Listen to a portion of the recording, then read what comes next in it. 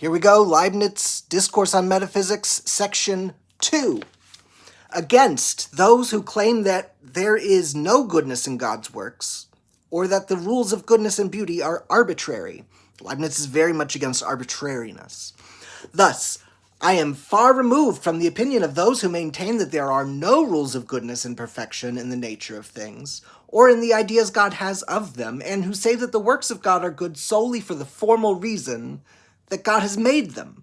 For if this were so, God, knowing that he is their author, would not have to consider them afterwards and find them good, as is testified by the sacred scriptures, which seem to have used such anthropomorphic expressions only to make us understand that the excellence of God's works can be recognized by considering them in themselves, even when we do not reflect on this empty external denomination which relates them to their cause, that is, to the fact that God did these things. We can look at the things themselves and recognize that they're good without having to know that they're coming from God. This is all the more true since it is by considering God's works that we can discover the Creator. His works must therefore carry his mark in themselves. I confess that the contrary opinion seems to me wholly dangerous and very near to the opinion of recent innovators who hold that the beauty of the universe and the goodness we attribute to the works of God are but the chimeras of those who conceive of God in terms of themselves.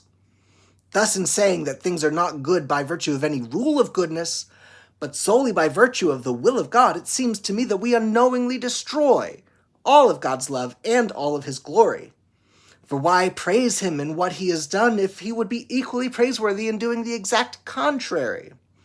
Where will his justice and wisdom reside if there remains only a certain despotic power, if will holds the place of reason, and if, according to the definition of tyrants, justice consists in whatever pleases the most powerful? Besides, it seems that all acts of will presuppose a reason for willing, and that this reason is naturally prior to the act of the will. That is why I also find completely strange the expression of some other philosophers who say that the eternal truths of metaphysics and geometry, and consequently also the rules of goodness, justice, and perfection, are merely the effects of the will of God. Instead, it seems to me, they are only the consequences of his understanding, which assuredly does not depend on his will any more than does his essence.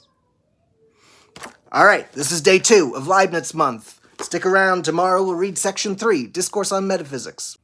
And over on TikTok, Dr. Monad 4, we're reading the Monadology.